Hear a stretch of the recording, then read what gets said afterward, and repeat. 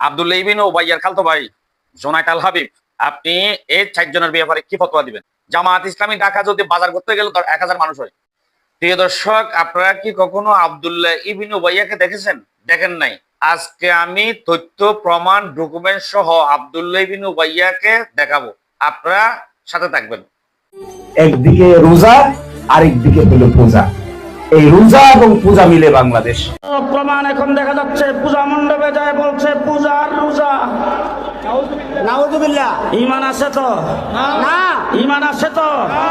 এই দলের নেতারা বলেন পূজা আর রোজা এক, আর যাই হোক বাংলাদেশের ভোটাররা ওই দলের ওই মার্কায় ভোট দিতে পারে না, পারে না, পারে না।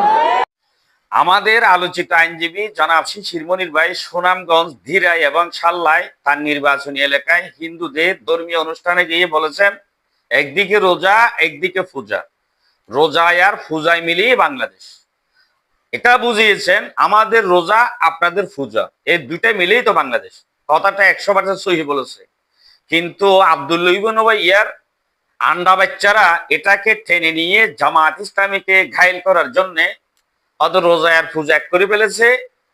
ইমান আছে, ইমান আছে, ফাইজলামি করার জায়গা পাও না।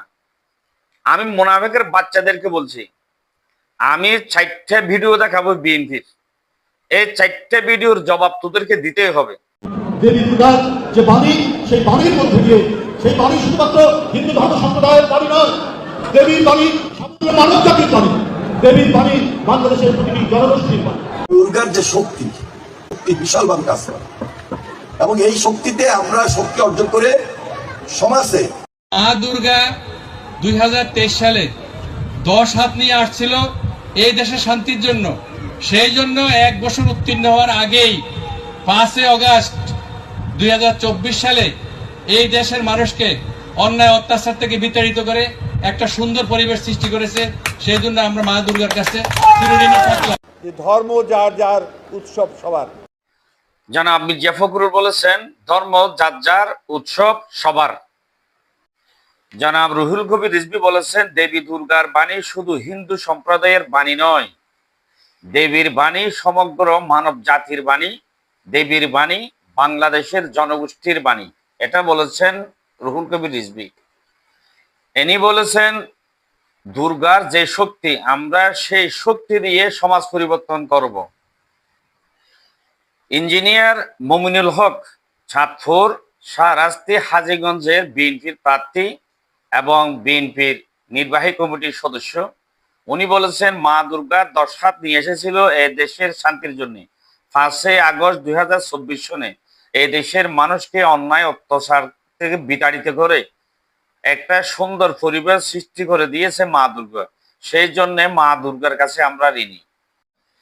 আব্দুল্লাহ ইবিন উবাইয়ার খালতো ভাই জোনায়েদ আল হাবিব, আপনি এই 4 জনের ব্যাপারে কি ফতোয়া দিবেন? একটারও তো ঈমান নাই, একটারও তো ঈমান নাই।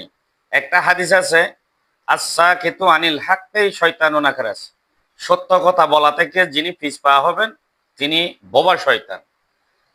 আরেকটা হাদিস আছে, মান তাশাব্বা বিকৌমিন ফাহুয়া মিনহুম, যার সাথে যার মহব্বত তার সাথে কিয়ামত। ফখরুল সাহেবের আগে বলেন নাই যে আমরা শরিয়া আইনে বিশ্বাসী নয়, শরিয়া আইনে বিশ্বাসী নয় যারা তাদের সাথে গাঁটছাট বেঁধেছেন, এই জন্য তাদের বিরুদ্ধে ফতোয়া যায় না। এরপরে ফতোয়া দিলে ছাপিয়ে দিলেন শিশির মনিরের উপরে। শিশির মনির তো ঠিকই বলেছে তোমাদের রোজা আমাদের, তোমাদের পূজা আমাদের রোজা, এই দুইটা মিলেই বাংলাদেশ। এরপরে টেনে এক জায়গায় এনে মারে দিলেন ফতোয়া। আরে মুনাফেক, স্পষ্ট মুনাফিক আলামত দেখতে পাচ্ছি। এগুলো হন্ডানোর কি কোনো যুক্তি আছে? যে কথা বললেন চাঁদপুরের ইঞ্জিনিয়ার মুমিনুল হক, ওনার ইমান আছে? এনি বলছেন এনির কি ইমান আছে? এনি বলছেন কি বললেন এনি যে দুর্গার শক্তি নিয়ে আমরা সমাজে সংস্কার করব, দুর্গার শক্তি নিয়ে। নাউযুবিল্লাহি মিন জালিক। তো তাদের বিরুদ্ধে ফতোয়া কই? এই মুনাফেক, আমি মুনাফেকদেরকে বলি, সরাসরি মুনাফেক বলি, তাদের বিরুদ্ধে ফতোয়া কই? ভণ্ডামি বাদ দেন, এগুলো আমরা জানি কে কোন মকসদে। যেদিন এ ফতোয়া দিলেন, এই ফতোয়া 800-র মতো মানুষ হয়েছে। ঢাকার মধ্যে বিএনপি যদি পেশাব করতেও যায়, ওখানেও 8-10 মানুষ হয়। আরে মোল্লারা, ওখানে তো কোনো মানুষ হয়ে যায়নি। জামাত ইসলামী ঢাকা যদি বাজার করতে গেলে 1000 মানুষ হয়।